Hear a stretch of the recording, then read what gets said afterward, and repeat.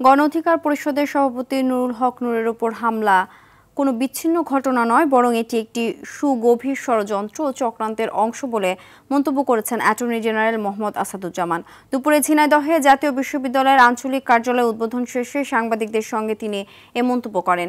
Attorney general বলেন, নূরের উপর হামলা অত্যন্ত ন্যাক্কারজনক। জাতীয় পার্টি ১৯৮২ সাল থেকে ১৯৯০ সাল পর্যন্ত মানুষের রক্তের সঙ্গে বেইমানি করেছে। তারা জুলাই বিপ্লবে আওয়ামী লীগকে সহযোগিতা করেছিল। এবারও তারা তাদের পুরনো ইতিহাস উন্মোচন করেছে। তাই নিষিদ্ধ ঘোষণার যে দাবি উঠেছে তা আইনগতভাবে যাচাই বাছাই করে পদক্ষেপ নেওয়া হবে বলেও জানান তিনি।